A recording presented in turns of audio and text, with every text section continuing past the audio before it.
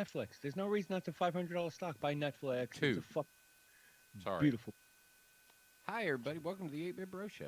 Webb's going to get on hitting some buttons here in a minute, and we'll I'm good. actually be live. Go. I didn't have camera. I didn't know you were back. I didn't see you. I didn't have the box up. Okay. My head's that ticking in my fucking ear tonight now. Oh, now there's ringing in the ears. Come on. And he hit the button already. Fabulous 8-Bit Bros program. You did it. You can check them out here on Ironic Radio Network. Yeah. 8-Bit Bros. That's number 8. Then bit. Then bros. One word. I strongly encourage you to stay tuned for that. And if you want, they also have a Facebook page and a much better live show. Anyway, 8-Bit Bros, 8 p.m. Ironic Radio Network. It's 8 o'clock, and you know what that means. What's up, people? Welcome back to another episode of the 8-Bit Bros. Happy Cinco de Mayo. You know, the picture of the mayo and the Cinque. Yeah, you all get it. Cinco de Mayo, yeah, I whatever. like it. I like We got a great show planned for you tonight. With that being said, not a kid-friendly show. Adult language, adult content. Do the right thing, people. Put your kids in the closet. Are you ready? Are you ready? Yes, yes, yes, I'm ready.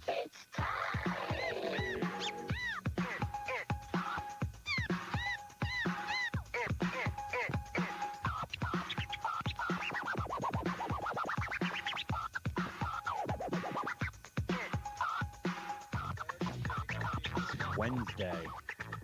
It's Wednesday. It's Cinco de Mayo. And my Corona.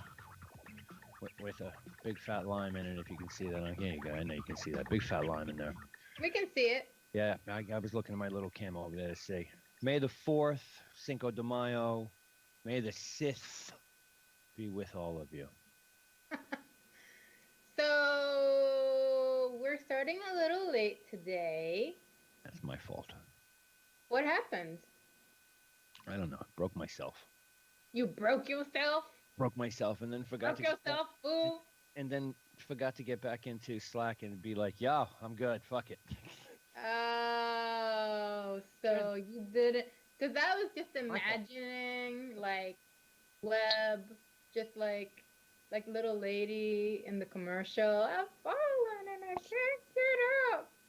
Life alert or well, You got yeah. We would have to was hook you up with like a life alert button. I mean, there's no proof on whether or not IDK had to do that for him already anyway. that's a cool fucking mask, bro.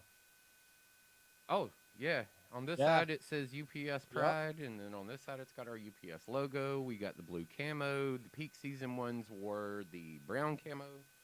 Yeah, I like that one better than the brown. And actually, this is a Twilight mask that my shift has not gotten access to yet, but because of my insider program. See, you know me. I get on the insider program pretty much everywhere I can get to. Fuck Like, yeah, I'm if I trying to can be fast track super myself to fantastic the right inside of something, I'm Yep. always about trying to do that. I got my application in for a Subaru ambassador, so yeah, I know what you're talking about. Yeah. Well, for me, it was like, all right, Yeah. so I joined the safety committee, which, gives me a little bit more stuff that I got to do, a little bit more responsibility. But it also gives me access to a lot of people who happen to have the things at UPS. Like, right to my understanding right now, the hoodie that I've been trying to get for the past, 2 months might be a created hoodie. A created hoodie? Like what? There's a like lot of somebody, things within like- the UPS ecosystem that are not made by a company, that are made by personnel inside UPS. I see. Like my hat. Mm-hmm. There's a gentleman inside UPS that does all the hats with the sports teams on them. All of them. Like, Okay. inside our facility, this guy takes all the orders, fulfills all the orders, and brings everybody their hats physically within the building. Like, one fella.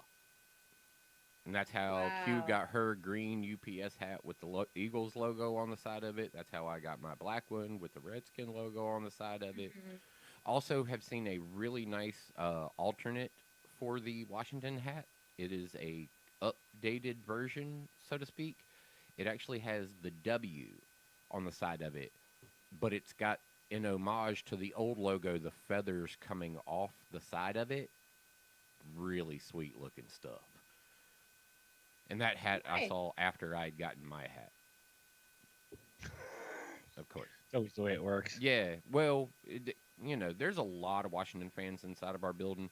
We have Washington, Dallas, Philly, Green Bay, Houston, New England. I've seen one guy from New Orleans who wears Saints stuff, but he's like, I'm not a fan of the team. He's like, I just wear the stuff because it's where I'm from. Oh, okay. I was like, Ah. all right. He was like, yeah, I really don't watch sports that much. He was like, but I'm from New Orleans, so I wear all the stuff that's got like the LaFleur on it and it says Saints and shit like that. He's like, but I don't really watch football. I was like, okay. I was like, that works. I was like, but it's like one guy, and I ran into him in the parking lot one night and was like, oh, Saints fan? And he's like, no. I was like, what? Okay. Okay. Yeah. Okay. Yeah. Well, it's funny, man. Like, especially here in North Carolina, I've noticed a multitude of randomness in sports team paraphernalia as far as like shirts and hats and jackets and stuff like that, where they're not worn for sports pride. They're not worn for team pride. They're worn because they look good with the outfit. I got a buddy. I got a buddy who lives up the road from me who probably has every sports team known to man as a hat, but he does not watch a single sport. But That's he's got all hilarious. the baseball hats. He's got all the basketball hats. He's got all the football hats. He's even got some fucking hockey hats. Like, it's just, but he's found hats that look really good, that are styled really nice. And since he's not a team fan, he doesn't have a problem with just wearing any of the ones because of how they look. Where you'll never catch me, no matter how good the Green Bay hat looks, you're not going to catch me in a Green Bay hat. It's just not one of those things. You'll never see me in a Dallas hat, especially. You'll never see me in a Philly hat. Really. No giant shit. Like, it just won't happen. Speaking of the Southern Yankee there in chat, talking about my Washington Red Wolves possibly here soon. It's not going to be cool. Your dog is like, what are you talking about over there?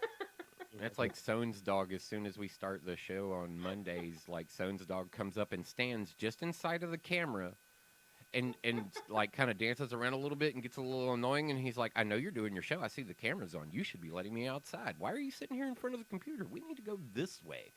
And it's like, look, you impatient little ass. And it doesn't matter if we start the show early, if we start the show late. As soon as the cameras come on, he's like, hey, so, you gonna let me outside?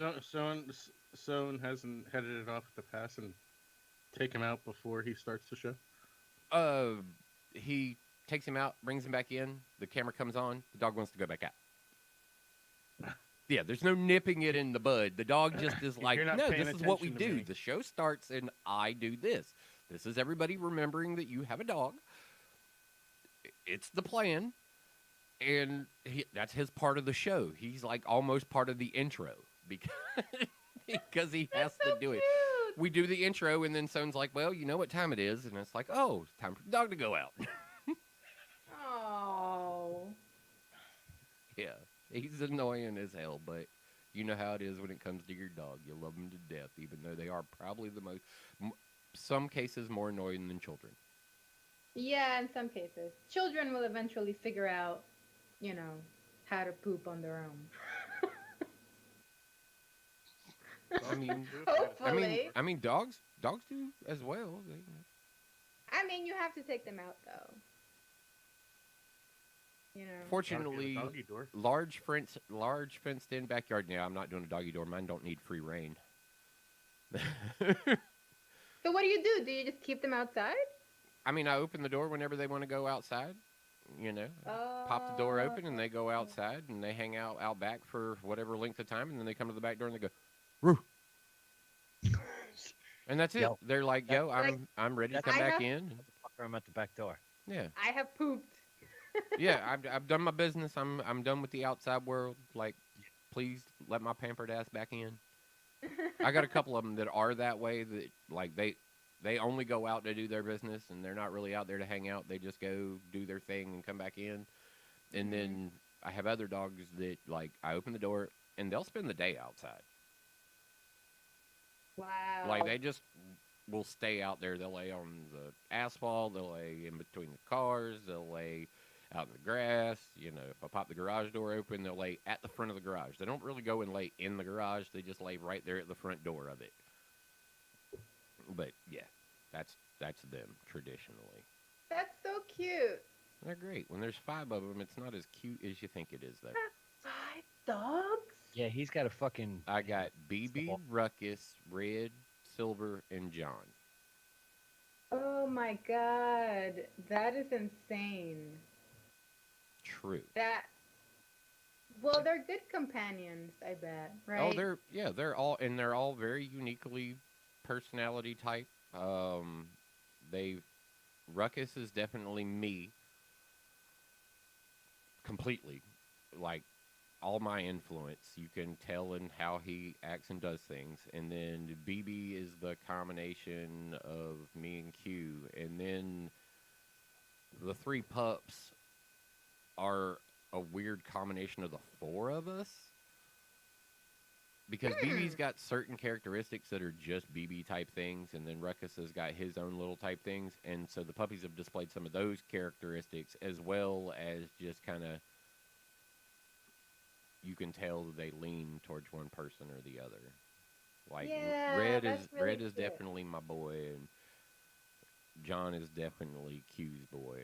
And then Silver is just a jealous mongrel who likes to go everywhere and be like, you should all be paying me attention. And then it's if somebody starts playing with a toy, he's like, I should also be playing with that toy. Yeah, he always has to be involved. He is the center of attention anytime anything's going on. And he's also a big enough lump of dog to, like, barge into any moment and get you to recognize him. Oh, that's so cute. Like I said, unless you live it. And then it's like, oh, you... Exactly what I was gonna say. Yeah, there's a I mean, lot I of don't other know words if I about have that no- moment. But, I mean, it's got to be fucking a handful with 5 of them at any given moment. Hey, It's Jay, got to you be. got your Slack up? Me? Yeah. Yes. There comes the And photo. I get... you're going to have to address that directly to her, Ren. Because I have no individual control on that level.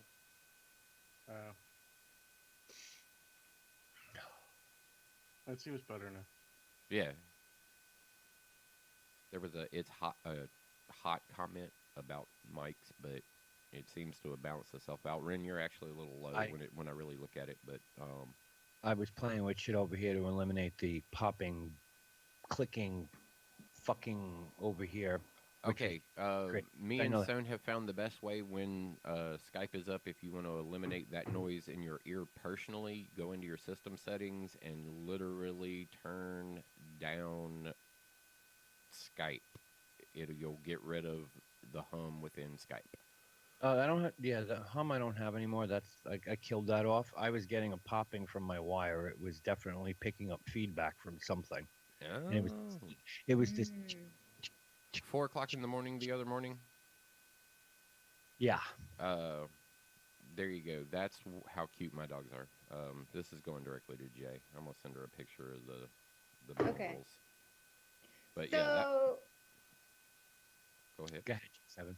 What are you gonna I'm particularly, I don't know, I guess the word is sad because I recently was offered a puppy and I had to say no. So like I'm like super like right, you know how like cookies work? Like you've been searching things too many times and now like every time you open Instagram there's just like a cute dog. Oh God, yeah. So like that's where I'm at right now. Like I had to say no to this cute little dog and now every time I open Instagram or Twitter or Facebook, it's just like here's a cute dog. Hey, do you want to buy dog food? Hey, do you want to buy dog toys? Hey, do you want to sign up for the subscription service for dog toys? Hey, do you need a vet? Like, it's a little too much right now. And it's like, it's hitting me right in the feels, okay? Yeah, well, can you even do that though where you're at? Can you do it? Is Yes, it fair, I can. fair But to- I would need to get a mental health professional to say that it is either a service dog right? or a Emotional support dog. emotional support dog. Yes. Yeah. And Yeah. I had signed up You need to talk for about anything, you can call. what? If you ever need to talk about anything, you can call me. It's 917-720-3038. Right there Oh, on- is that your personal number where people Right can there. call you? Right there on the screen. Well, That's- some will probably answer, but Sometimes. But yeah, I mean, yes, I can definitely call that number, and plenty of people can call that number for a good time, And but I had signed up for this breeder because the whole thing is, well, you're supposed to just wait 6 months or so until they've got whatever they breed occasionally, but not all the time, and because and they're responsible about it, etc. So I hadn't expected to hear back for a while, and it turned out they had this puppy, and I was really upset because he had the cutest little snout and these cute little eyes. They were blue, and this cute little belly. And I was like, but what? No, I can't say yes right now. Gosh darn it. Go adopt a shelter Yeah. pet. Don't fuck with a breeder. yeah. Purebreds right now are the worst thing you could possibly buy. Yep. They're all over. Well, They all end up having health issues. Yeah, right now it's the worst dog you could buy is a purebred dog. He's right. okay, that is not inaccurate. But I was looking for a golden doodle, actually. Oh God. Yeah. Yeah, I remember this conversation with the golden. Well, one. in that You case, do make sure know what that you're you getting make sure that into you with do a a lot of golden research doodle, on your right? breeder. Yeah, they're well, actually, this particular puppy was what they call an F1B golden doodle, which is basically 75% poodle, 25% golden retriever. Yeah. Which means it won't listen for shit, and it'll be stupid. Yeah, And curly as fuck. Not Exactly. necessarily. Not necessarily. Listen, labs are smart as fuck, but they're dumb. yeah. They You lack earn your stuff. no street awareness whatsoever. They are No, dumb not- dogs. Not Labradoodle, golden doodle. So golden retriever. Yeah, retriever different. It's this. Well, yeah, pretty much the same. Argumentatively speaking, it's the same dog. They're Chase. not the Golden same retriever. dog. A golden retriever Oh my. and a Labrador retriever are the same dog. A golden retriever has long hair. Right. Not the same dog. I feel like Yeah, essentially the- yes. the labs that I've Essentially, met it's someone who's are- owned two labs, yeah, are and puppies know people for- who have golden retrievers, aka your brother, Webb. Two of them, yeah. Chase is. Well, what's wrong with them? They're pretty smart and Nothing. They're great. really- Golden retrievers are Oh, great here's dogs. the If you like to stick. brush There's the dogs. They're just goofy, happy. Dopey. dogs. No, Fucking don't- dopey. they're dopey. Yeah, when you really talk, they're dopey. Like they're Look, smart. They'll learn a and lot fuck. of shit, but they're dopey as fuck. They Yeah, will what's going do on? shit where you Poodles. look at them occasionally and go, "What are you doing?" I do that. Yeah, with here, three here's times. the stick. Throw the stick. Okay, I'll go get the stick. I got the stick. Oh, you want it back? No, I'm gonna keep it. No, I want to play fetch, but no, I'm gonna keep it. Yeah. This one's trained. He just wants to chase the ball. Hey, the ball. I'm gonna bring you the Oh. ball, and I'm gonna bark at you until you throw the ball. Yeah. If you don't throw the ball, I'm gonna pick up the ball and drop it at your feet again. just to make sure you see that I'm dropping the ball at your feet. Yeah, Now I will want you to pick remind up the you. ball that is slimy as fuck Yeah. because I slobber it all over it, rolling it in my mouth while I'm running it back to you. So when you pick it up and it's full of dirt, your hand looks like Snot rag with dirt in it. Like a kid at the playground when you were Accurate. 3. Yeah, like a kid at the Yes. playground when you were 3, and you go, Now I had a friend that had a golden doodle, and his biggest complaint about his golden doodle was it was loving, it was fun, and all that, except it has poodle in it, and poodles are known for every now and then to just snap and not want to listen to fuck all of nothing. They're a poodle. They're stuck up, they're snobbish, and they're going to do what they French. want to do, and they're obstinate. So you mix that with an Ophi dog, like a lab, and then you got this like, oh look, birds. Come here, George. No, I'm staring at birds. like, do you see him? George, come here. No. And he'll look at you like, go fuck yourself. I'm staring at the fucking birds. Now I lost the bird. Yeah, then it's your problem. Now I blame you because I lost the bird. But yeah, That's hilarious. the problem that they have with a lot of the purebreds is breed diversity, just within the groupings. Like right now, the number one dog everybody wants to get, but should really refrain from before they fuck it up beyond belief, are the French Frenchie. Bulldogs. Yeah, They need to stop.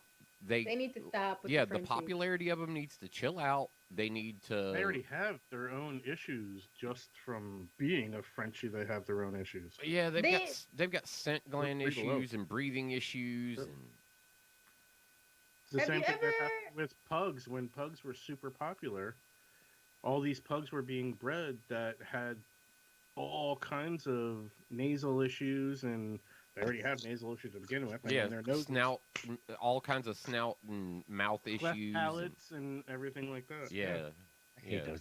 So I- everybody enjoy your very popular loving dogs, but at the same time, remember that these poor little animals can't bounce back from this direct breeding that's being done. You can love them, but loving them too much can hurt them. Yeah, those poor dogs, they have all the health problems. And I don't know if you've ever been in a room, or even, never mind. I was going to say, if you've ever been in a room with one and you're having like a conversation with somebody, like the sound that they make, just trying to breathe. Them and an It's like- English bulldog, it's Yeah. they sound like a And- very obese person that Yeah. has just tried to stand up.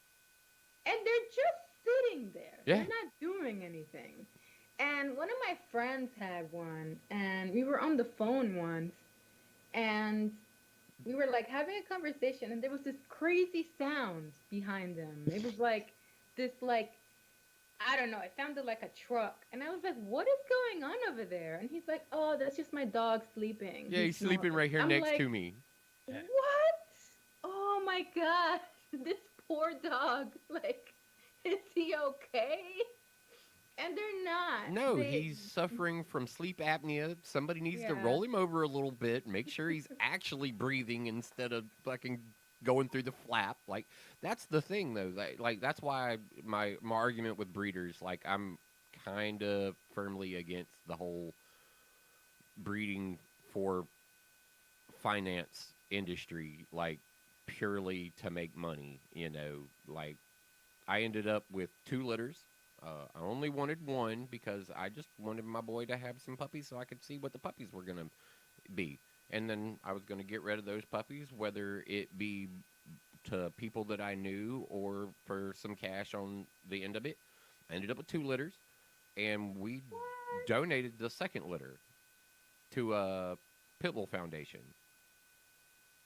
because it was a great responsibility that we knew we tried to nip in the bud before we had it, and we also didn't feel the need to directly profit off of that issue. Yeah. We were like, let's just get them all in Yeah. good homes, and maybe the foundation can have a better, a better outcome with what they're doing.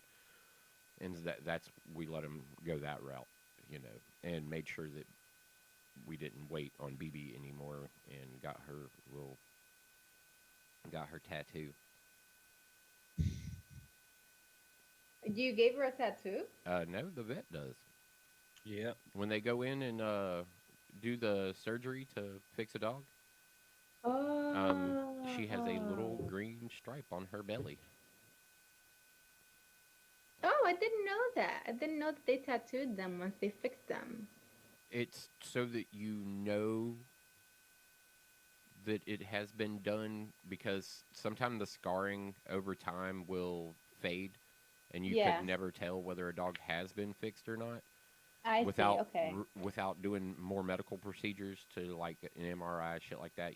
Just investigative surgeries, Hmm. possibly even.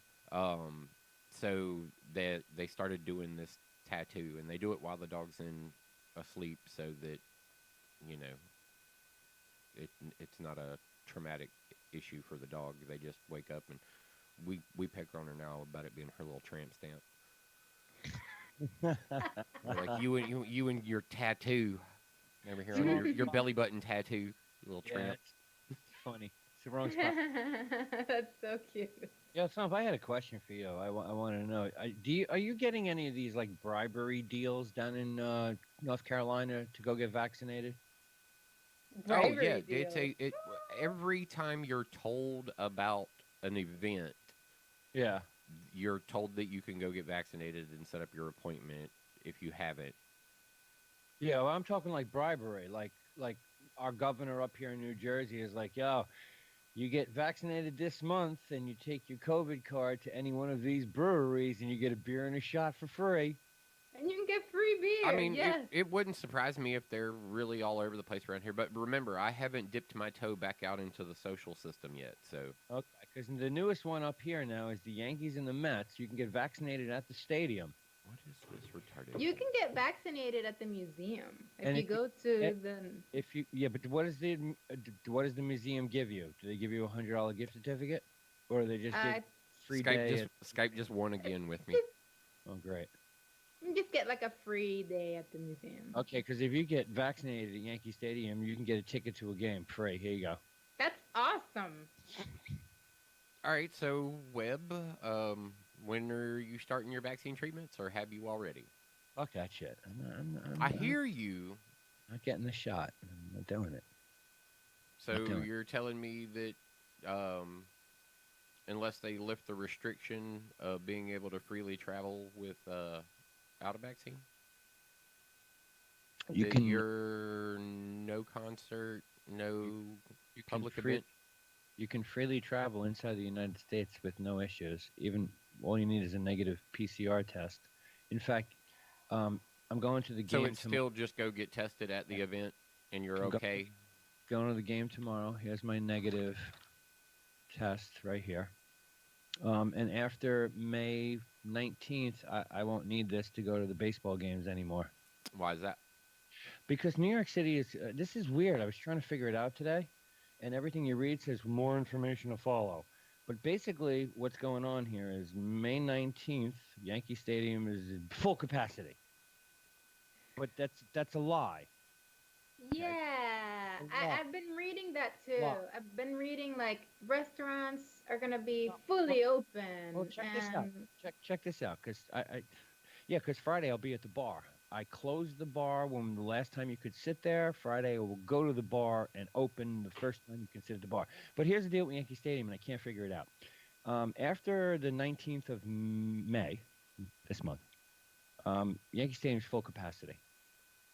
But if you're vaccinated, I guess you get your own seats with like a whole section full of people. It's okay. Oh, like a real baseball experience. Right. You should still wear your mask because that's what the CDC Well, yeah, said. because That's what the Yankees say all the like time. they've said, this But- doesn't stop the spread of COVID. Right. So the rest of the stadium that's not COVID free, Will But- be limited capacity. 33% limited capacity, so that 6 foot social distancing can keep 'em, Right, can right. be kept up. But as of the same day that this rule changes, you don't have to show them a negative test. Yeah, see, that's it. So it doesn't make sense. That's kind of That's dumb. kind of dumb. Doesn't make Yeah. sense. No, what they're doing, is no. What they're doing is all the people that walk into Yankee Stadium and show their vaccine card Right. They get the good seats. step over here. You Right. walk in. Do you have a vaccine card? No. You Thank go you. over here. Yeah. Yeah. Okay. So that's So lightly. there's no need for them to check both.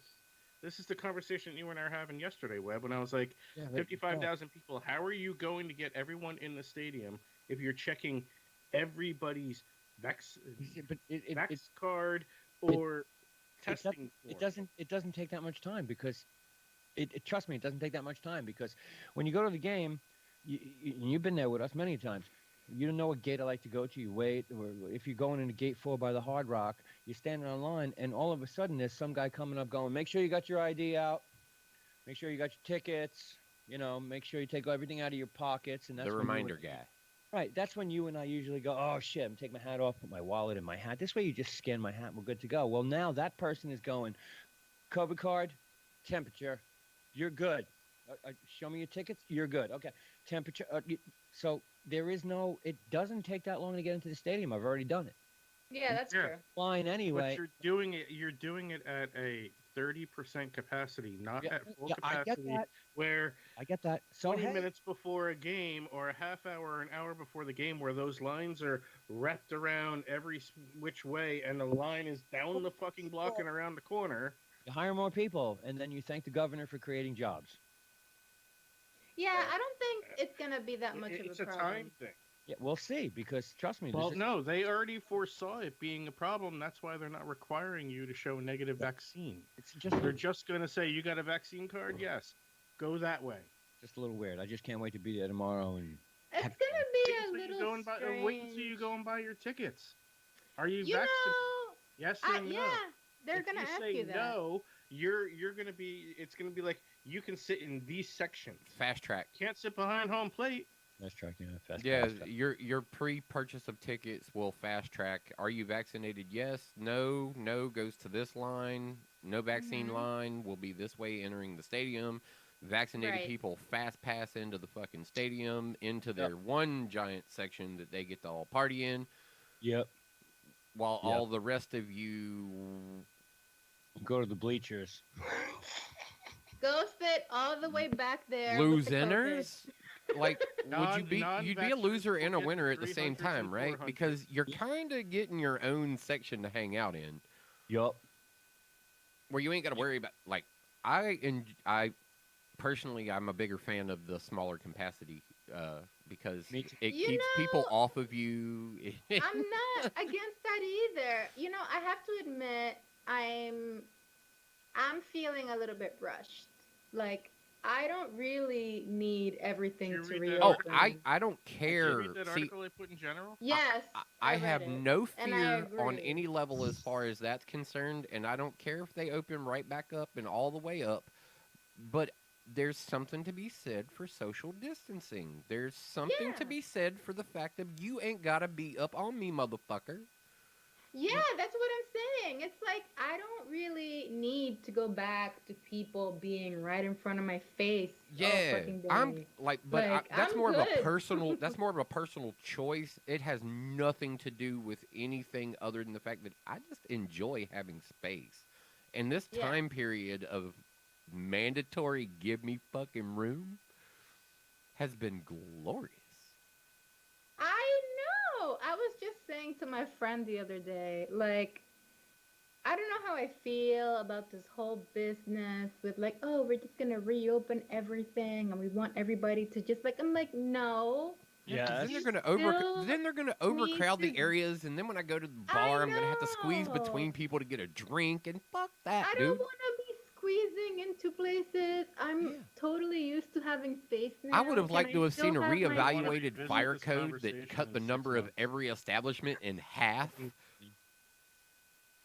I want to revisit this conversation in 6 months to see if everyone still feels the same way. Okay. I've been saying it for months. Just open shit up. We're never going to reach herd immunity. That was bullshit from the Well, start. I'm Go get already vaccinated before we get I'm already vaccinated in a now. place where we've been way more open than anybody else has. We never shut down to the degree of some Yeah. of what y'all went through. Like we were a lighter closure and opening like regimen. Our time period of like real lockdown was two very small instances that kept things in control. Now our restaurant issue that we had was still delivery only up until like downtown a couple weeks ago. They were allowed to go back into places, but we had some issues. People have been penned up too long, so animosities in public. People get around each other and don't think they want to evaluate each other and go, "Well, you're not doing it right." And it's like, well, at this point, we don't need to have that conversation. We're all out, and this is what we're doing now. This is not the previous day where I had to be 6 feet away and with her mask and this and the other third. And so there's altercations with people out in the public because of those situations. Right. And so the downtown, our downtown people have complained and requested additional security for the venues that are opening up downtown because of the togetherness of people being kind of not the friendliest of things, how it always, Really? So there were like people fighting because they were together outside? You simplify it when you say it, but what you were just talking about the comfort that you have in the distance of people, Yeah. well, this establishment is open, and I am free to come in and sit and hang out however I see fit. That's what a free establishment is. But if you still want to live in COVID protocols and you've decided to come outside to this venue that is completely open, don't open your mouth to somebody who wants to be free. Don't, and that person in turn should also not criticize the person who still wants to be socially distanced. But at the same time, that two opinions are far off enough that it causes abrasions. I see. So Yeah, there's it's not as simple as because they're outside in public together. It's more about what the past year meant to them in this moment that they meet each other on the street, that they haven't seen each other in the longest time. And it's a lot of friction, and you'll see it. There escalated incidents in a lot of these places where more and more people are being allowed to return to.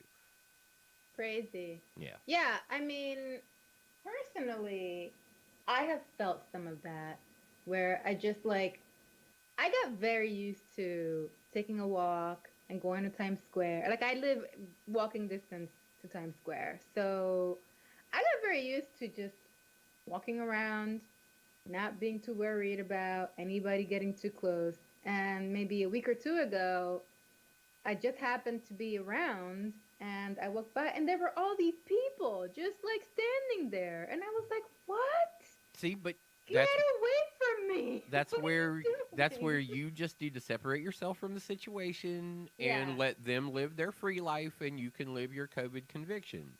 Yeah, that's kind of what I did. I was like, all right, I'm just gonna. But not when get you close to when any you of put these somebody who wants their COVID conviction with a beer and sees people living their free good life also with a beer, you're like, eventually enough beer, somebody says something to the other person who's like, you should put on a mask. You should take yours off.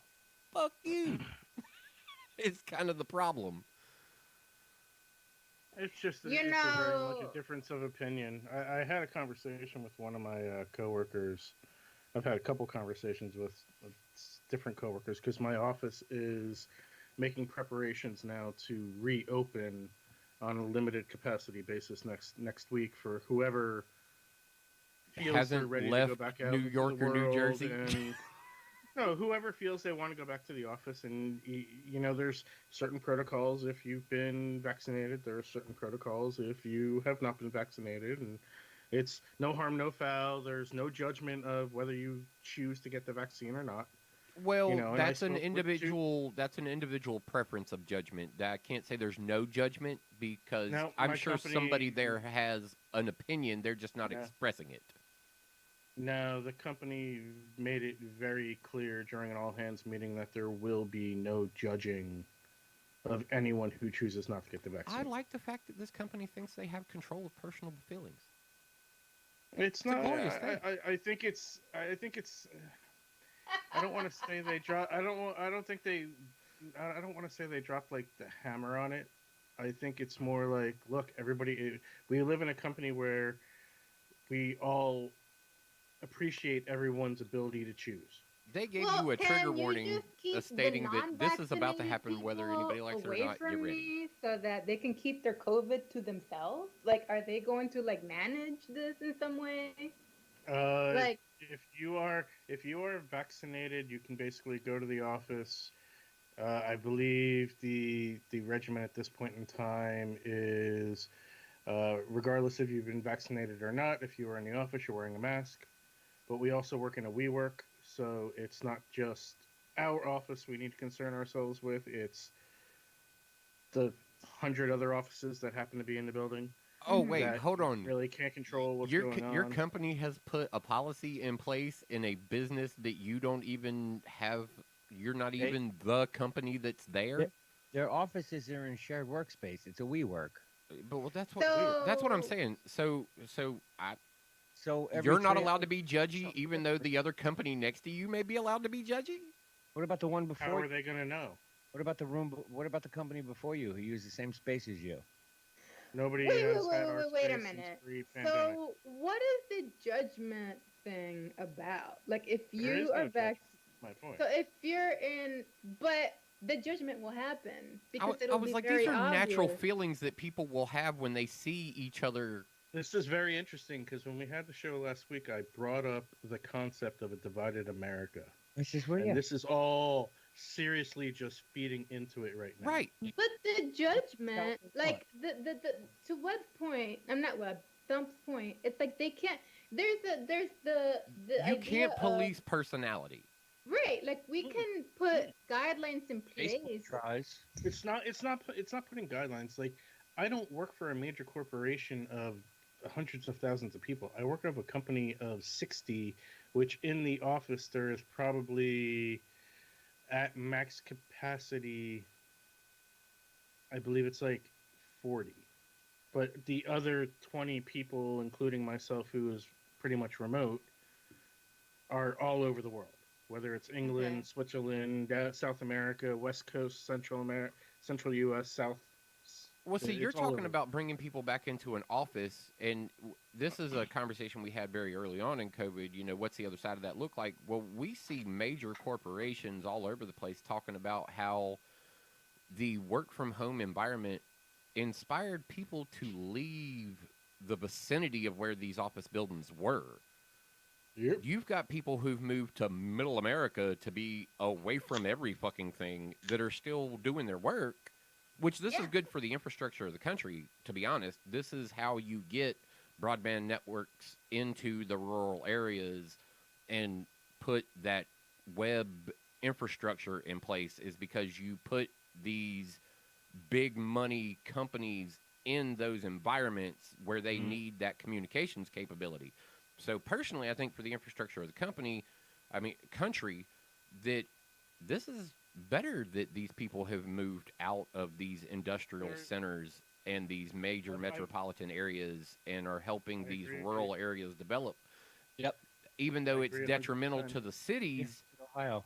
even though it's detrimental to the cities on the opposite level, where the retail space that they've spent millions of dollars for, not necessarily as necessary as it once was, the demand that they would have on employee time structure within side of that confine is also been modified to a point where, you know, people are still kind of used to a 9 to 5, but on a whole different terminology now. It's not get up, It's very- drive, go to work my work day, eat some lunch, work the rest of my work day, drive to go home. You know, the commuting part of a person's day, the biggest stress of a person's day, in a lot of cases, the commute, Yeah. has essentially been eliminated for a lot of people. Yes. It's very interesting because the one coworker I spoke with, he's like, well, if you have any questions about the shot, blah blah blah, and we spoke very candidly with each other. My reasons why I haven't gotten the shot, and why I don't want to get the shot at this point, and he totally respected it and so on. So you got to remember, I work in a company that is very high science, so maybe that's why I that makes say what I say. yeah. Like we work in clinical trials, like, and a lot of the people that are working in my company are people who have been in the pharmaceutical, medical device, um, medical industry for a career. It's not like people have come from fintech to my company that it just doesn't translate. Right. Like, these are Right. lifelong pharmaceutical people like myself that we understand the inner workings of the pharmaceutical industry and how things work, and we have scientists upon scientists that work not only in our company but are Directly with on your our company. board yeah. of directors. Like, Right. it's like we're surrounded by science, so I think maybe that's That's where more the of a unified non-judgment- opinion. The non-judgment's going to come from. Well, yeah, 'cause that's people more of a understand unified completely different- opinion where you're not dealing with people that are outside that science realm and inside that science, because that is a major divide that you see on the distrust of science is where some of the judgment comes from.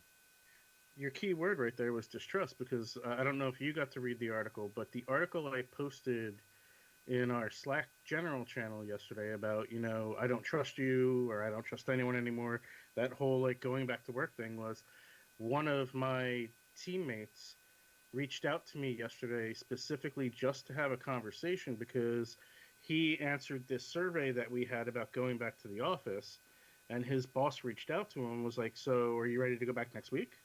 What?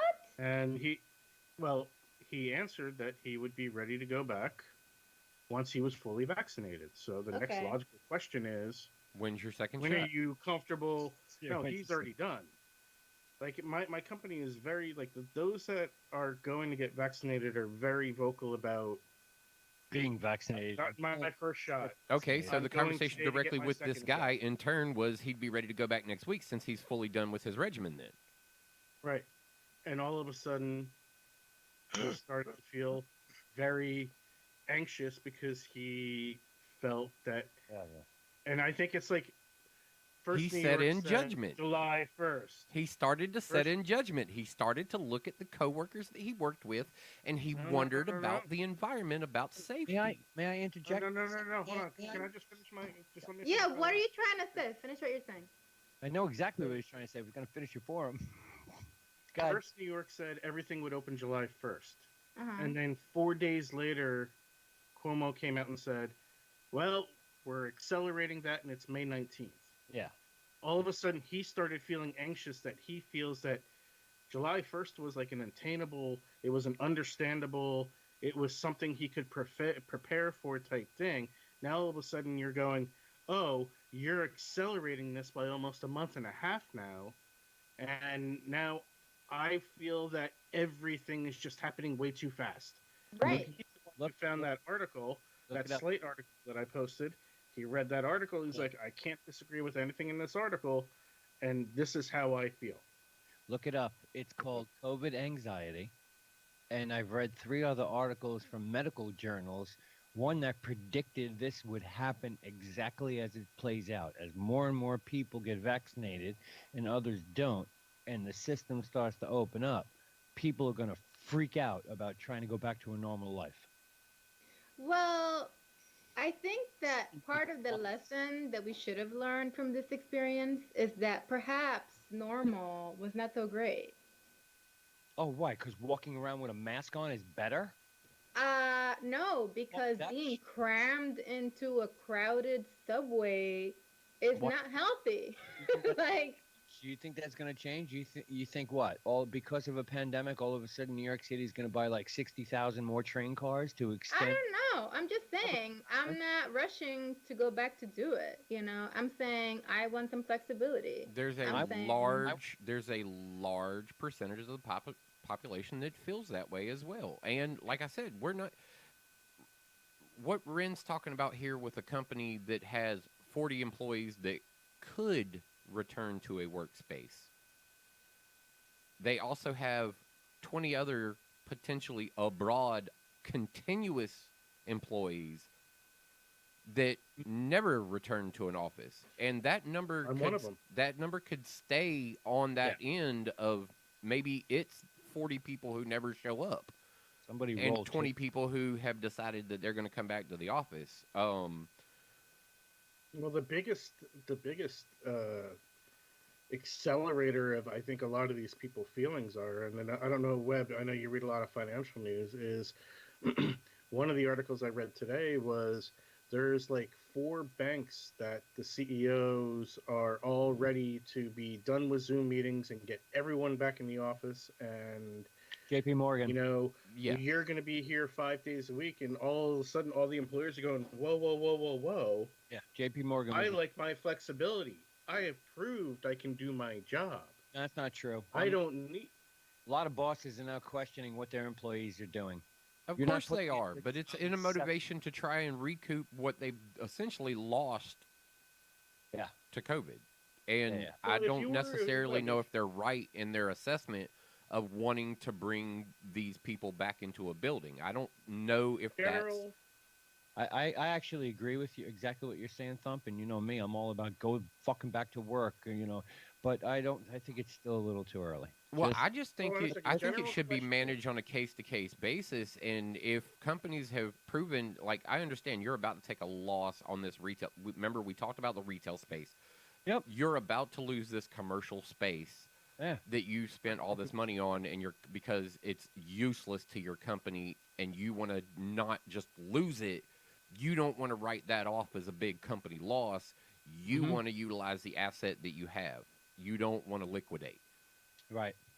And that is the problem general that these question. banks and CEOs of all these corporations are running into is there is a lot of commercial retail space that they are financially liable for Sure. that is sitting empty, and they don't know what to do with it. And Yeah. unfortunately, it's been proven that they don't all need it. Right. What were you gonna say, Ren? Go ahead. so, general question. You're the CEO of a company. Yeah. And you can choose what company you want. Fintech, social, Mhm. whatever. At this point in time, seeing where numbers are trending, Mm-hmm. and so on and so forth, where we are, and you see the performance of your employees, like metrics. Every corporation has metrices that need to be met. Right, That's that's what qualifies you to be an employee of a corporate company. That's Are right. you meeting your numbers? Are you meeting your tasks? Are you doing what you're doing? You know, all of those things are measured because they measure those based upon what kind of raise they're going to give you, or promotion, or any of those things. You're a CEO of a corporation, and you have all of the data in front of you that your company has been succeeding in this pandemic, in some cases maybe growing. Do you mandate you go back to the status quo that it was pre-pandemic? That's the hard Or decision. do you, or hold on, and I want to go around. I want everyone to give their opinion. Or do you adjust it to be more of a hybrid? Now, we already know that Twitter said we don't have a need for a corporate environment outside of our IT and Right. staff that needs to run that. Everyone else can stay and be Home. remote. Yeah. You know, Facebook said the same thing. Now Facebook's backpedaling, saying they want people to come back to the office. Yeah. So if That's you are because the they've got CEO of enough a corporate big corporation, cats telling them that they need help. if you're a corporation, what are you going to do as a CEO? And I will start with Thump, because you are in my top. You are the top one. I mean, when it really comes down to it, like, if you've proven yourself to be successful eating that building, what is that going to do to the bottom line of this restructuring of the company? Because we've been paying for it and keeping it there just in case we needed it, or because we were going to be coming back to it. But if we find ourselves at a point where we don't really need the asset anymore and it's not doing anything for us, that's going to be the toughest decision that I struggle with. Is sweeping this building kind of out the way, maybe restructuring and downsizing to a smaller building, like you said, for my IT or my essential workers that need a building, communal workspaces like yours that you're talking about, may be the trend. Seeing as you only need business space for a very limited time period, and those may become more so. But I don't see a designated corporate building for any of your tech companies really, except for your IT groups. Like, they need a place to work where they work on the infrastructure of that corporation. Outside of that, everybody else in that tech sector just taps into it. So the only guys that need to be at the place are the ones that keep the network running. Everybody else just accesses the network. All right, Jess. So the rationale for going back to any of these places for corporate companies, for corporations, like larger corporations, is that we want to maintain the culture, and we do want people to come in every so often. So I think that what they will end up doing is they're going to reconfigure. I don't want what they're No. going to end up doing. What you feel. You're the CEO. What are you going to do if it's your company? Oh, if it's my company, I would. You're the president of Apple Computer, Microsoft, Google, Fang, Netflix, Facebook. What are you doing with your company? you got your company, and now you're making Bank the decision. of America, TD Bank. I'm encouraging people to give me what they would prefer.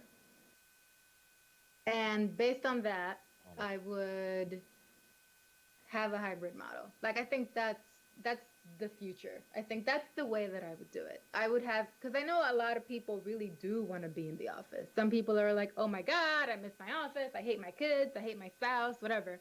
So that's fine. Yeah, but do you keep the same staffing size, like facility that you had before? Your hybrid model? Are you relocating? Are you downsizing? Are you, like, what happens with that space? Like, you're like, okay, well, we'll just keep paying for what we're paying for, and whether you come to it or not. No, I reconfigure it. I reconfigure it to make it so that people. So, like, if I am doing a hybrid model where I'm allowing people to come in periodically, then what I would do then is make it so that assigned desks are not really a thing. Like, you can have, like, a hotel space. You can come in and, like, pick up a desk or do things like that. You got everybody work at the same desk to spread COVID. Hey, you'll get your chance. Pipe down over there. Yeah. So people can come in and they can pick up a desk, and everything is socially distanced. Like, it's designed so that you don't have to be together with a bunch of other people. So I wouldn't have, like, open spaces or things like that. I would have, like, designated spaces. And then if you want to have, like, a group kind of thing, I would have it so that it's spread out. So I would reconfigure the space so that it's conscious to people who may want to come in, but are also concerned about being too close to people. So utilizing the space to keep to expand on social distancing for people who would want to come into a building, but for those that don't want to come into it, they don't even have to worry about it. But You're still keeping that same space. I am. See, for me, I'm getting rid of that. I'm getting rid of that space. And I would also subtly, my psychological tool would be to have coming into the office be a pleasant experience. So I would offer, I don't know. I'd have she to would think bribe of her some employees incentives. back to work. I would offer some incentives to be in the office. If my goal is to, like, maintain the culture, yet offer flexibility for people who may not be comfortable, that's what I would do. I would create a safe space, and I would encourage people to come. But I would also, if you just really want to stay home, that's okay too. That'd be my strategy. Okay. Webby. It's tough to answer as I listen to you guys answer the question because a lot of things run through my head. Best case scenario, worst case scenario. What's good for the goose, what's good for the gander, and I It's mean, not Goose or Gander. It's your no, no, company. What are you doing? I know that. I know, but there's so many more matrix involved as I Well, listen he to. just heard two other CEOs go over Yeah. their plans, and he's like, Yeah, Yeah. made him reevaluate his possible plan there Yeah. for a moment while he was Yeah. looking at it. That's the problem he's got. I understand where both of you guys are coming from with the, all right, Flump, even though I always said this, but you roll fucking tape back on this shit 9 months ago when I said the first thing that's going to be hit hardest after the pandemic is somewhat over, it's going to be the commercial real estate industry. Right. Bye-bye. I also am a firm believer that everybody needs to go back to the office because in not doing so, you're doing more harm than good, In what way? economy-wise. But people are still working. Yeah, but if you're talking about like some going, well, I don't need this big space anymore, so I could downsize and get something smaller, and then you're like, well, I'll reconfigure my space, and if people want to come back to work, they can. That's never going to last. That you won't be able to pay rent. Yeah, your space, I Yeah. have a lot of questions with about the hybrid model of like making that old space available for them still. I financially don't know if I'm willing to accept the burden of that over time. That's why we'll I'd get want to to that. We'll get to retail. that. Hold on. No, they bring up Hold that thought. and Let Webb, because I have a Yeah. follow-up question, So and then we're going to circle around and talk about this. the other aspect of it is if everybody's not coming back to work and I don't need the building that I'm in doesn't need that many maintenance people now and the fucking vendor downstairs can't open because what's the point of having the fucking bagel stand if 22 people are coming into 1,000-person building? There's a lot of like go back to work, let the economy figure itself out, and then we can sit back and talk about, what? We don't need to be in this office all the time.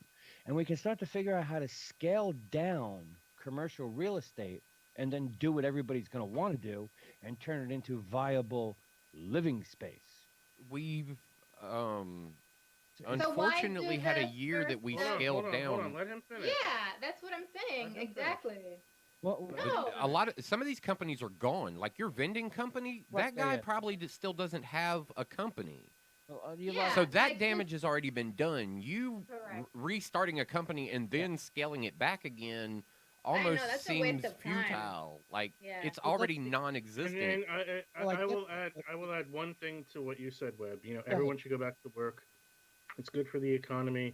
And I saw where you were going with it, like the guy with the bodega down the street that relies on the street traffic of people coming to get their sandwiches at lunch, and the newspaper stand that has people coming to buy their cigarettes and their sodas and whatever. What about the But union? hold on. Go ahead. But that money isn't being lost. The corporation isn't losing money by their employees working in an office or working at home. Oh, yes, I know. Hold on, because all of that money that is going to the businesses in the city, the bodegas, the sandwich shops, the Chipotles, whatever you want to call it, that money is still being spent, but it's being spent in the respective rural town areas of where the people live, where they're still working for the corporation, making the money for the corporation. So they're not losing money. They're losing money on the fact that dumps model to me makes the most sense. I don't need this much space. I could reduce this space by half.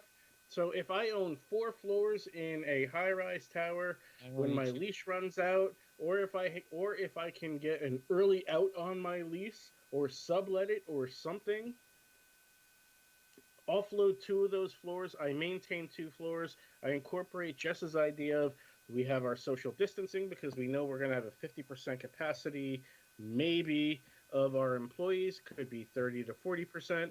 So we could do social distancing and make everyone feel comfortable and all of that. But I think those 2 models are viable. I think everyone should go back to work is not viable. I think everyone going back to work is the definite answer, but I think the model I'm talking about that does the infrastructure for the entire country where these people just stay where they're at, they build these economic systems within these zones that haven't been built before, yeah, maybe you lose one of your bodegas down the street instead of the 17 that you walk by in order to get to work. And no, you're only walking 2 blocks. Okay, so maybe you lose 1 or 2 bodegas during the process. Maybe those get redone into different facilities. Maybe they become something completely different. Maybe they just go away.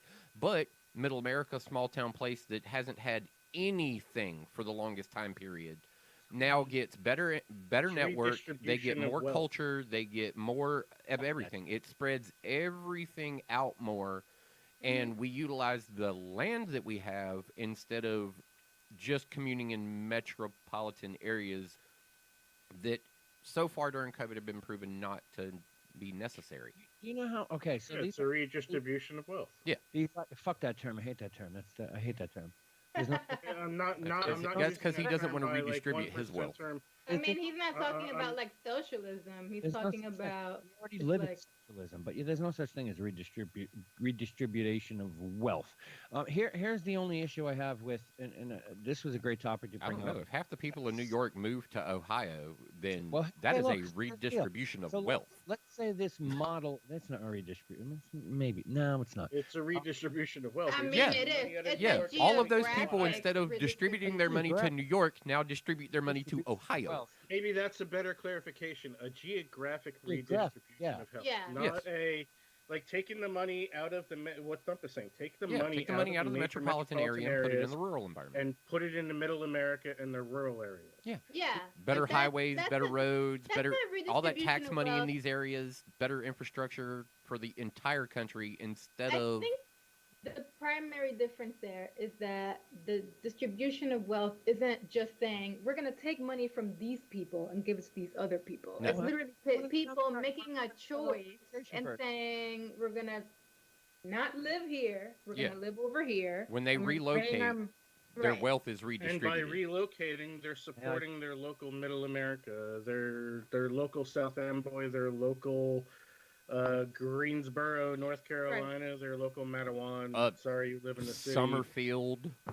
Hey, look. To go back to the hybrid work from home, or you don't need to come to the office anymore, has long-term implications.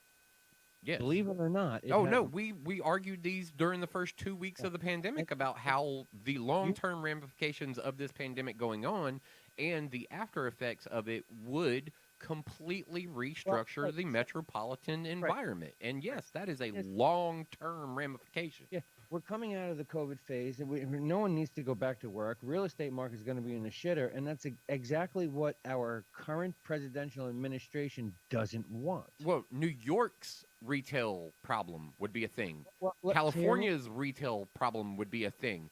retail- Ohio's may not be. These other places may get small businesses that open up. Like I said, with moving it out of that metropolitan area, you're spreading out the availability for these people to create in new environments that have never been created in before. I think the long-term issues of it are, like we're heading down this. You talk about infrastructure. We're going to create all this money to fix the infrastructure, but now you're telling me you want to work from home, so you can't drive on all these roads I just fixed. And Well, since you can drive. What do you're you just mean? not necessarily- Nobody yeah, you nobody can said still anything drive. about not don't have- driving. you don't have Yeah. to work anymore. That's 60 miles a day that I'm going to lose. Yeah, tax but on. Webb, you're talking. Remember, you're wait, talking of a country of how many billion people? 3 billion people in this country. You still need 300 roads. million. 300 million, 3 billion, 331 You million, need wasn't it? roads. 331 million? 331 million. Missing the point. What Missing is your point? Yeah, that's the whole country is being set up to tax revenue what you do outside. That's what everything is being set up for. So the long-term ramifications, 20 years out, whatever, we have an electric car situation because that's the big thing. Everything's going to be electric, no more oil, so that industry goes away and gets decimated.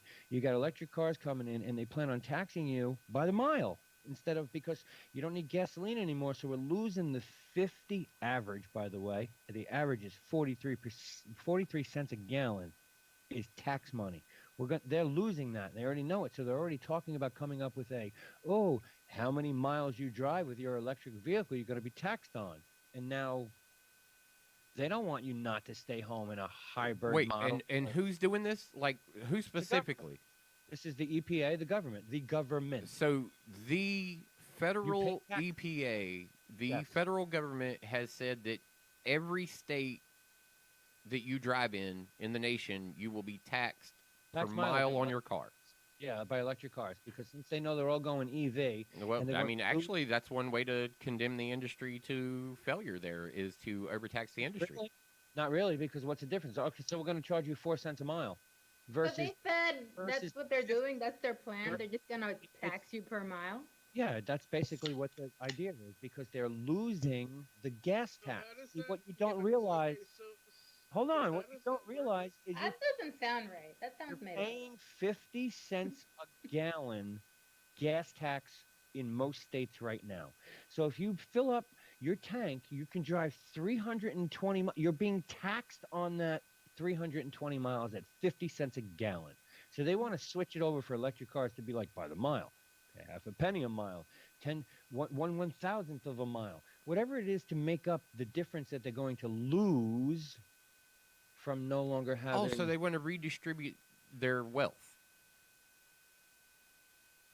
Well, redistribute the tax money. I don't want to go. Yeah, that would essentially it's a form of wealth. It's Yeah, it's a wealth tax. Yes. But that's what it's gasoline is. money that is being reallocated to another program in another way that redistributes the exact same funds. Yeah. I still don't see how a rural expense wouldn't be better for their taxation. Well, sure, you got to build the electric grid for all that stuff. If you're taxing every American on the miles that they drive, Or the charge that you get. hold on, the miles. So if it's a penny a mile, and you're charging every American Well, okay. I every just mile. found- Hold on, Jess. Hold on, let me finish. Alright. You're charging every American a penny for every mile. I don't see how the correlations of miles driven equates to people going back to the office. In a city. You still got to commute to work. Well, I don't drive. You commuting, you drive. That's right, and you don't have to leave the house because you're a virtual worker now. So she Yeah, doesn't but I was pay gonna say any most taxes of whatsoever, gas or most of No, most of I'm New just York City saying, doesn't most of New car York tax doesn't anyway. drive. Yeah. Hey, what are you talking about? There's a car tax that you No, get I'm taxed- saying most of New York City doesn't car. Most of New York Oh. City taxis, subways, buses. Most of New York doesn't car. Tourist car in New York. I don't know. There's rush hour traffic all the time. But J7, don't you deserve a raise by now? For Look at all what? that money you spent on electric and internet and everything else to work from home. Don't you deserve a raise now if you're never going to go back to work? I don't deserve a raise simply for working from home. I deserve a raise for my work. Yeah, Like, her Look at all Yeah. the traditional annual increase Yeah. that she would receive, Yeah, which but look- yeah. look at all the- doesn't go away look at all because she the doesn't go to a building. Look at all Yeah. the expenses you incurred, though. Well, I mean, I'm not incurring any additional expenses. I pay the same amount in internet and same amount in electric. I'm not incurring any additional expenses by working from home. Do you have a desk tucked in a corner, or do you have an office?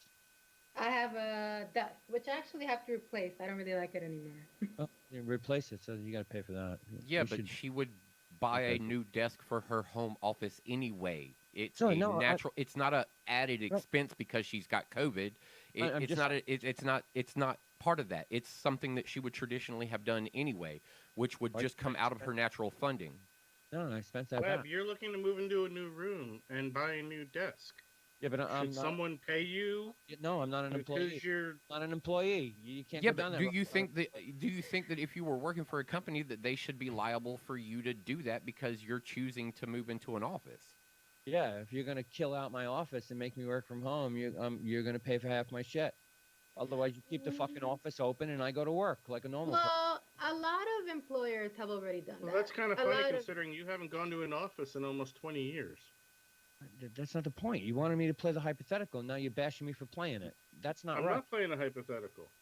I'm not No. bashing you for the Told you, I can't hypothetical. I'm work just on saying. it. He's not Because bashing you. it's He's a critiquing contract. what you're saying and asking if this critiquing what you're logically saying. I'm not are you bashing logically you. standing that this is what makes sense.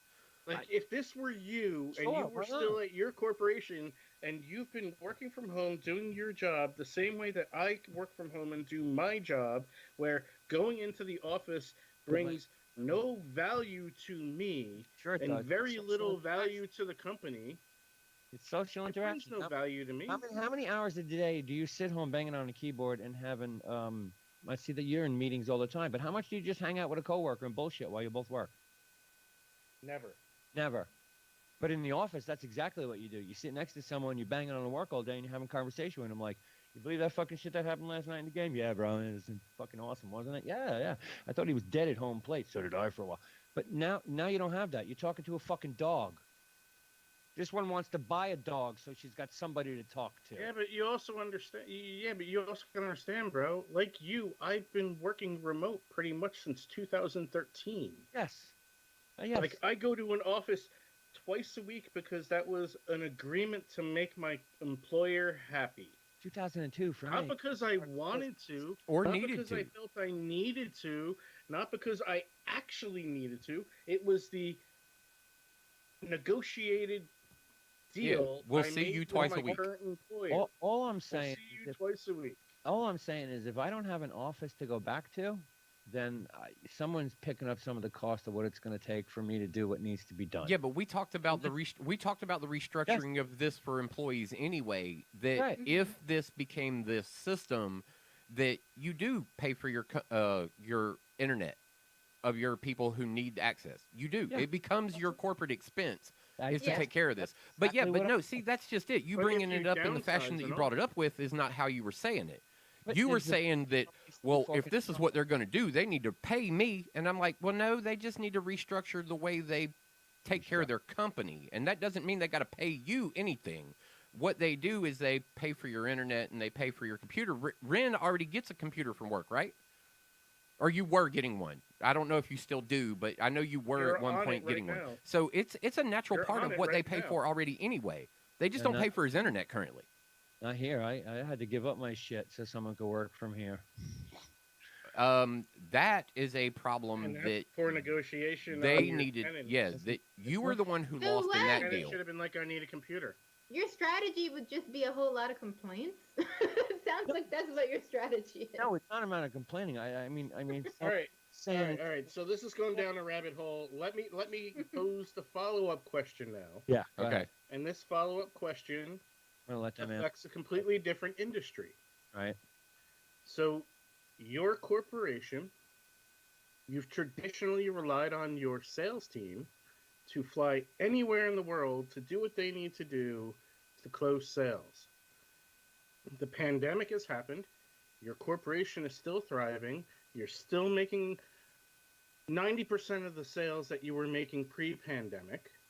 And that 10% variance could be, well, you've lost some companies because they just went out of business, or they lost money because of they were affected by the pandemic.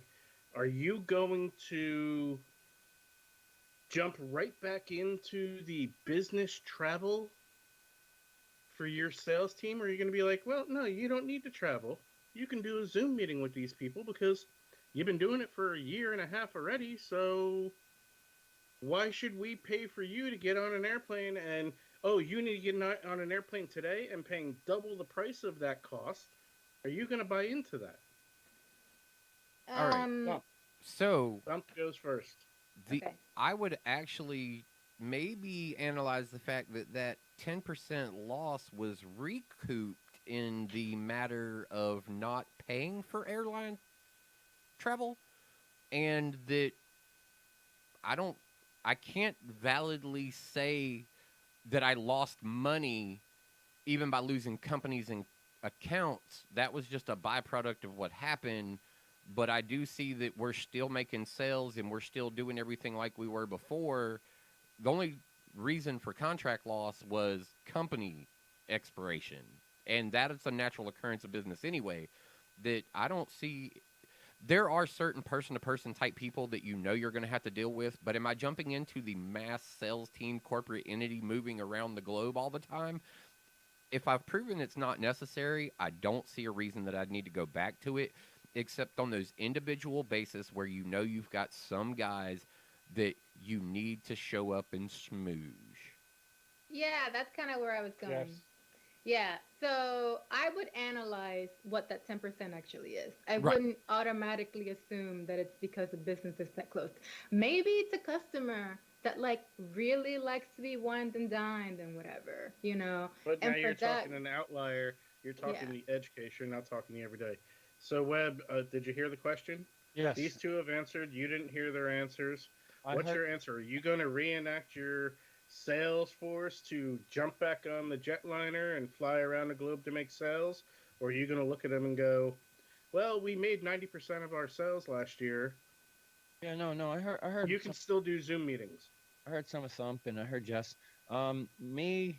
I'd still mostly, just to clarify, I'd still have them mostly be doing Zoom meetings.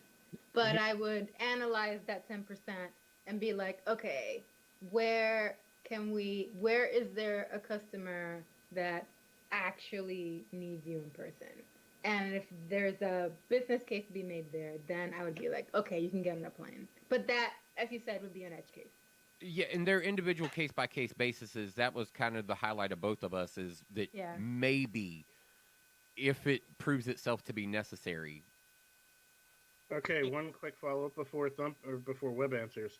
Are you going to make your sales team prove that they actually have to go there and not be like, the sales guy's like, oh no, man, this is Jon Snow, man. I gotta go see Jon Snow, and then all of a sudden next week it's Not like, fair. You it's follow Bob up. Morris. I gotta go see Bob Morris. Well, Yeah. I don't know if I I'd be would like, go. who's this Jon Snow Yeah. guy? Why does he need you to go over there? Why can't he do it over Zoom? What's going on? Like, There, I'd want there would be more, there would be broader yeah. evaluations in that. If a Yeah.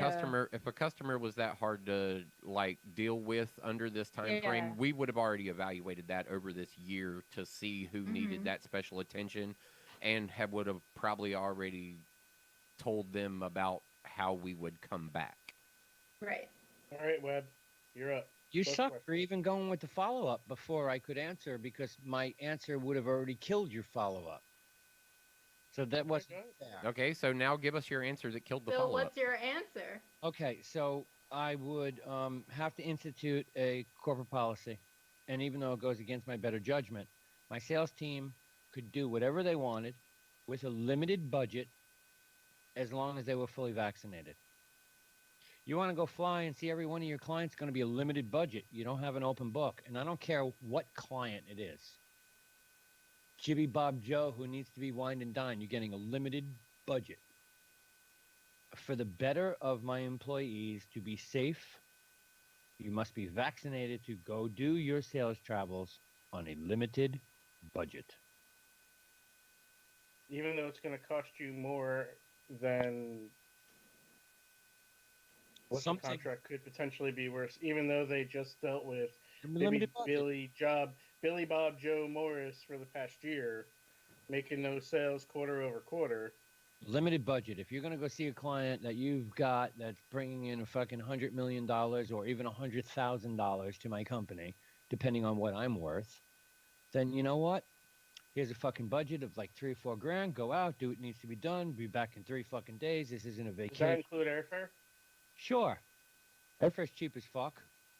You ain't got to pay for carry-on baggage anymore. Oh, and by the way, if you bought too much shit at the airport, you can stop by the gift shop at any fucking gate and ask for a carry-on tote to shove more shit into to carry on. Yeah, no, I think in certain situations it's business as usual. If you're talking about not making the sales I made the year before because, you know, restrictive this, or I'm cutting downsizing, we're cutting offices out, people working from home. I want to still make the same money. Even on the client that I'm only gaining 10% income on, I still want to make the money. But for the better good of my employees, and I hate to say this because I'm totally against any kind of COVID restrictions right now, it'd probably be advisable if you want your allowance for the trip, that you be fully vaccinated. So your policy would be you're going to give your salespeople a limited budget, and they can go wherever they want. They can open the gate at that Right. point. Yeah. But no more of these coming back with, you know, I flew out to so and so's private island. Here's my, reimbursement expenses for I mean, but to be fair, a lot of companies already have that in place, Right. where your Yeah, expenses are that is- limited. That's kind of surprising. I'm kind Yeah. of surprised by your answer, Webb, just strictly because out of all of us here, you are the most fiscal person present. You are Yes. the money, like you are really the money person here. Like I figured you would have been the first one to say, "Fuck you! You don't need to travel anywhere. You're costing me money." And even if it's $3,000 to $4,000 to land that $100,000 contract, I've already paid $3,000 for this Zoom package for you to go do what you got to do. And you know what? You want to send them something to make the deal happen?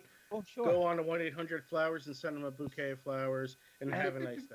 Obviously, no, using no. it as an analogy, obviously, Yeah, no, I you get. know, like I'm just really, Well, I'm looking at it this I way. really see, and I understand because you are the biggest person and biggest proponent of getting out Yes. and going out and getting out of the house and not being trapped and not being told what to do. So I can understand your perspective, but being a CEO and being like that fiscal person, I would have thought you would have been first on board with, fuck you, get out. You can do your Zoom meetings. You've been making me money for a year. Why the fuck do you need to travel unless it's Sure. Billy Bob Thornton in Middle America that you really need to make that corn sale? Because Billy Bob Thornton can't Oh. even operate his smartphone. Don't bring up corn, please. I already looked that up today. Go ahead, Thump. You had your finger up there. I see you. So I'm gonna go ahead and throw this out here because Webb gave actually the most Webb answer that I thought he could have gave, and I wasn't a bit surprised by it. I was shocked from the financial standpoint. I was no, shocked no. by that Here's too. because what I y'all thought didn't he do. wouldn't No, want no, to no, spend the no, money, no, no, no, no, no, period. no, no, no. I was given the floor. Watch out. I'm about to answer all your questions. I'm about to nail all of what you got. Okay, He actually gave the most fiscally responsible answer because Webb is a dinosaur. And Webb wants to save the old way of life. Webb No. wants the corporations to survive because they need to be able to fill the economy back to the way it was previously done. The airline company is going to be struggling. They need the money. The Yep. sales team needs to be able to get out there and get it. As far as he's concerned, the old way of life is the way that made the money, and that's what he wants. His bars back, he wants his bodegas back, he wants his airlines back, he wants all of his before COVID life restored back to its old glory. It's not really about the progression of what the new You're missing economic one thing, Tom. system has the capability of being on the other side. What one You're thing? missing one thing, Tom. He wants the Dodgers back in New York. Well, yeah, that's. I No, mean, think it needs to be but a it transition. does it restores a pre-COVID sense of life, which is something that Webb has the entire time that we've been doing the COVID shit has always been saying, is that I just want things. I just can't wait till things are back the way they used to be, or Well, these places haven't- should be open. This is ridiculous that we've screwed all of We- this shit up for Now, wait a this. second. Haven't we been brainwashed that way, though? Because if you watch any MSM, mainstream media, it's when are we getting back to normal life? Dr. Fauci, when we get to this point, we can take those masks off. Well, and- that's because But wait, we removed the new norm because we were Right. uncomfortable with it. But even the financial industry, okay, right now, what I'm seeing in finances is there's obviously a shift. We all know that, but it's not. It's so wrong. The shift that happens in the stock market during the pandemic has been completely wrong. The only thing that they got right, whether it was retail traders, day traders, or an institutional, was moving money from daily life into isolation. After somebody said isolation is no longer needed, the financial industries are fucking running amok. Nobody knows what to do. Nobody knows what to do. Companies that are worth lots of money, that create lots of money, are getting beaten up in the stock market. Okay? I said to you guys, January, I want to dump my Apple stock. It's a useless fucking stock. It's useless to own. Okay. Friend was like, "Well, I'm going to own mine because I've always wanted to own a piece of Apple." Great, get a certificate hanging on the fucking wall, sell it, and get the fuck out. They came out with their Christmas earnings in January. Oh, it was fucking tremendous numbers. The stock tanked. Last week they come out with their spring day and then their earnings report. And oh my god! And they even broke down their earnings as what, Ren? They broke down their earnings based on it being a service company. I think we're getting off track here, but No. But the point is, things need to get back to a normalcy before a major shift change can happen. 60% of the country wants to go back to normal. But why? Yeah, but there's always Because going to they be an evolution. Yeah. Know any better? They don't know any better yet. Yeah, but the problem is I agree problem- with everything that has been said tonight. A shift into a hybrid model to go completely work from home, totally agree. Totally agree. Is it something that should just happen tomorrow? No, because you know what you're going to have? You're going to have exactly what Ren said at 7:15, COVID anxiety. But we're already like I think you're missing the fact that we kind of already went through a whole lot of that. I don't think that going back to normal and then saying, "Oh wait, should we reassess now?" Like that's not really. It's a gradual Yeah. shift. You need a gradual shift. But we've already had the abrupt shakeup. Yeah. And people don't want it no I more. think one of the things here is That's when we take a look, not the trending case. when we Mhm. when we take a look at the people who are running the major corporations at this point in time, and this is no knock, and it's not being, I can't think of the term. It has something to do with like being geriatrically biased, Okay. like old person biased. Mhm. Major corporations at this point in time are run by people in their late 50s, early 60s, in some cases, individuals that are in their 70s to mid 70s. These people have a mentality of this is the way business works, and business only works this way. That's kind of why I called Webb the dinosaur. We don't. Yeah, right, because we he is a don't- we don't traditional old school understand- businessman. We don't understand how the world can evolve into this new model, and that what sentence I just said, the key word right there was evolve. Right. Like everything from when the pandemic started to how we approach reopening to how we get through the first 6 months reopening and to eventually what it looks like a year from now is going to be an evolution of some sorts. And either people are going to adapt or people aren't going to adapt, and there's going to be parts of the workforce that are going to be hurt because they're like, I liked my work from home. I spent time with my kids.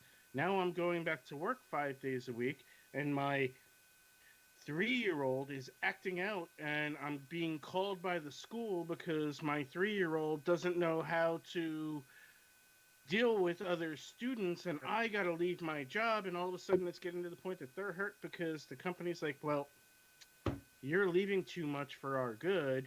Maybe you should go spend time with your family. You're And agreeing. these people are going to be hurt. If you adopted a model, an evolutionized model of the workforce, Yes. saying, here are your options, and every option was completely and totally fair, and fair is a very gray word. I understand that. Mhm. Because everybody is going to determine what fair is Right. to suit their own needs. But if they were fair across the board, I think you would see success in how this country moves forward. Everything from redistributing wealth geographically, not from the higher class to the lower class, but moving money from one part of the country, Sure. from your major metropolitan areas to your small towns, and reinvigorating something that Democrats have wanted to do forever and a day, reinvigorate small business. Yeah. The Mhm. problem is it's not Get the small businesses back on the map. Here's your chance to get small business back on the map. It's just a redistribution geographically of where the money is spent. See, isn't that what I said a long time ago? It doesn't matter how many businesses close because someone's going to come in to either swallow them up and reopen them or open up a new business in their space, and you guys lambasted me for that. But We that was were saying that somebody was gonna buy businesses that went out of business. sure. I see that happen all the time. I watched a pizzeria down the block open up 3 fucking places inside of 22 miles. Brent agrees with me. I love it. You agreed with me. You don't even know you agree with me. You used the term evolution through all that. Evolution is a change over time, which is exactly what I said. Yes, Get but everybody back to the office. what we So, felt but what I'm saying what is we the feel time you're frame is a ignoring is year the and a fact half. that the change, a lot of it has already taken place, and you're not looking at that as part of the evolutionary process. You want to start from what we had and figure out this new development, and we don't agree that that's the track. I would venture to say that there is about 30% of the population that never wants to go back to the office as of right now. I think there's another 30, 40% going, I gotta get the fuck away, open the schools, and put me back in my office. And then you've got that middle ground, that 20% that's left going, COVID anxiety or get the fuck out of the house. Yeah, I guess I'm in the middle. I want flexibility. Right. I want to be able to, like, if I want to go into the office, I guess I could. If I Or don't feel at like 20 to not. 24%. That's where you're at. That 20 to 24% that is like, you know what? I like this Monday, Tuesday, Wednesday, working at home. I wouldn't mind going into the office on Thursday. Yeah, because this Thursday's always good in the city. Okay. But Friday, I want to work from home so I can just skedaddle at 4:30 because I know the sun don't go down till 8 p.m. and it's going to be 76 degrees from here on out or warmer. So I'm going to work from home on Fridays, period. Fuck that noise. But I might go in on Monday and Tuesday, the hybrid model. Whatever. Yeah. I'll go in Wednesday. Okay, yeah. Okay, so you know what? I'm gonna go to the Break Yankee. up my week. I'm gonna go to the Yankee game on Wednesday. So instead of I'll make sure I do Monday and Tuesday in the office. I'll work from home Wednesday. Go to the Yankee game on Thursday. Work from home Friday because it's supposed to be almost 80 fucking degrees and no chance of rain. Woohoo! No. Yeah, I'd but, work from home on Friday because I want no part of Manhattan on Friday. Going back to our previous answer, though, your retail space, you have to at Fuck, one you point gotta- sold. That's right. You got to do something. And I think the biggest problem here is the economy can't take a massive hit in one shot again. Commercial real estate industry, we talked about this 9 fucking months ago, is going to get hammered. Yeah, but I think you need to segregate commercial real estate. You need to look at commercial real estate from a retail sector, and you need to look at commercial real estate from a corporate perspective. Oh, from the corporate Like you can't lump it in all as one because there are two distinctly different things. Like corporate, they all held onto their real estate unless the company folded. Sure. You look at retail. Lola and I wanted to go to Ruby Tuesdays last Friday for dinner. Guess what? There's only 4 left in the state of New Jersey, and they're all up in North Jersey. Yeah, they closed the one that was right here. They closed them all. Hmm. Every mall one that existed, gone. Yeah, but you know what? Ruby Tuesday's food sucked. I got caught in the middle of it. They had a salad bar. It was dynamite. But that's okay because, Governor Murphy and Cuomo and the dude from Connecticut all said salad bars open up on the 7th. You can go to the salad bar anywhere now. Outback's got a salad bar. Outback. I don't know. Outback doesn't have a salad bar. Outback has great fucking steak. Texas Roadhouse. No, they don't have a salad bar either. Nope. Yeah, damn. Got to go to Red Lobster. Sizzler. We going Sizzler. We going Sizzler. Are they even in business? I don't know. Are they still around? I thought they went out of business. There might be 1 or 2 left in the country. So we have 6 minutes left. So Yes. just to wrap all this up, Economic final change has thoughts. to happen slowly. Final thoughts on all of this, from everything from what we just talked about. You own your own company and how you would open to air travel, to why don't we extend it one step further? We talked about it earlier, opening too quickly. Give me your final thoughts on all 3 of those. Go ahead. You go first, Webb. You've gone last every time. Okay. I am all for the idea of adoption of change, I think it needs to happen more gradually. I don't want to say evolution or phase, but definitely gradually, like sidestep, sideways, a little bit here, a little bit there, a little bit there, until things figure themselves out. We're in the middle of a economical revolution and change like we haven't seen since the birth of the computer. Oh, come on. That's true. Any fucking Wall Street analyst, any guru will tell you the same thing. Yeah, a bunch of old people trying to tell me how things are gonna go. Okay. But it's all those old people that who are fucking billionaires. Whatever. You're gonna retire soon, and no one's gonna care what you think. No, some So people don't retire; they just die. move along. Things need to happen a little bit slower to make the transition proper, so that adverse effects don't happen in the marketplace, which will happen if it isn't done properly. That will happen. Just ask Detroit. Go ahead, Jess. Well, I think that a lot of these changes have already happened, and some people just don't want to deal with them, and that's their life. You know, I think we're better served by looking at what's already happened and then planning for the future, knowing that a lot of the workforce that's going to start working in the next 5 years have missed a year of school, and life has been uncertain for them, and things are just they came of age in a different world, and to say that we should go back to the way things were and then maybe adjust, it's just not realistic. I think that we need to look at the way that kids who are in school are, how their lives are structured now, and then think about how we can slowly continue moving in that direction.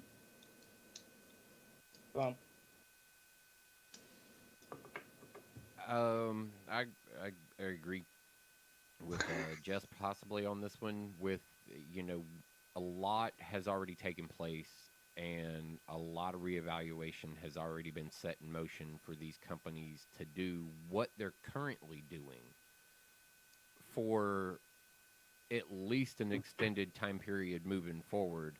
What we are seeing is unfortunately a rush by maybe some people whose anxiety, their COVID anxiety, is the opposite direction. That their anxiety of never reopening and seeing their old business flourishing with a room full of people is a thing that they want so desperately to have back. And I can't make a solid argument to say that that is or isn't necessary. Some people need it, some people don't.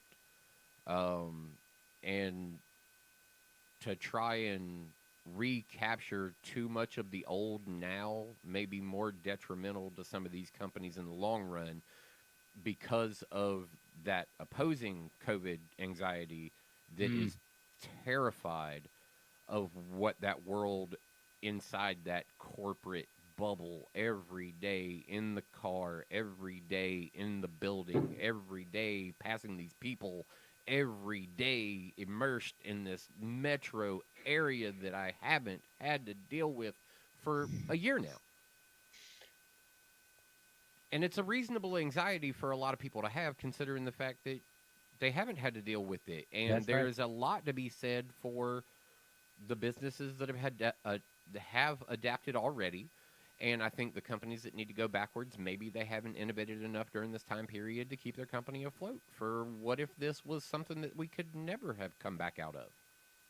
Well, probably aren't, but yeah, good points. Good points. Good points brought up by everybody tonight. We all might not agree on the final outcome or how it gets there, but I think all the points brought up tonight, a piece from over here, a piece from over here, a piece from over there, a piece from, I think that's exactly how it's going to happen. I think everybody here, has an insight onto the way it should be and the way it will be. And I don't think any one of us are wrong. I think there's pieces, elements of everything that will get us to the next phase of whatever comes next. I mean, I guess that's the best way to say it because we don't know what comes next. I mean, I think we may not know what comes next, but we're a very smart collective of individuals that. spans 30 fucking decades rather, I should say. Yeah, but at the same But time, like yeah, I mean, Webb, you and I are so close that we could almost lump ourselves together, and then we have Thump, and then we have Jess, so we span 3 generations, we could say. yeah. Um, I think we all know what's gonna come, and I think we could collectively say it's probably not going to be on the pretty side. You're going to see a lot of people hurt on both sides. You're going to see corporations demanding individuals to come back. You're going to see a lot of maybe a move afoot for some kind of workers' rights. Like, we were successful. We did everything we were supposed to do. We did our job every day. We logged in all day, every day, and did our job. And now you want us to come back. But I got kids, and my husband's still out of work, or my wife's still out of work, and this, that, and the other thing. And how do corporations handle that? I can see a lot of them falling back into the old system ideals of, well, we're sorry, Rebecca. Maybe it's time you go spend time with your family. Like, maybe Rebecca's been spending time with her family and actually likes it. Yeah, right.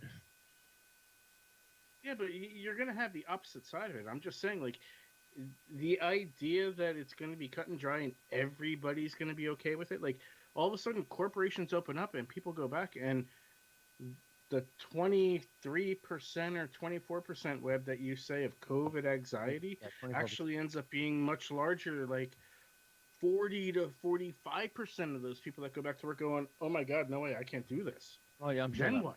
You'll get a good piece of that, I'm sure. You'll definitely get a good piece of that. You know, like it turns into this definite quagmire of shit. Like, I see this country heading down this very divided path, not only in vaxes, but like going back to work and what is demanded of them, even though they've been doing their job, not being respected for the job they were doing, and that division that's going to be driven down that too. It's like everywhere I look, I'm seeing all these different areas of like dividing a country. Whether it's on the corporate side or the government side, I just see it happening. My final thought before we leave. Any state that drops mandates, opens up 100%, needs to stop paying people additional COVID money via unemployment on the same fucking day. 8-Bit Bros. Wednesday. Oh, that's the last thought? We out. That's kind of jacked. Yeah, he did hijack the end of the show. Yeah.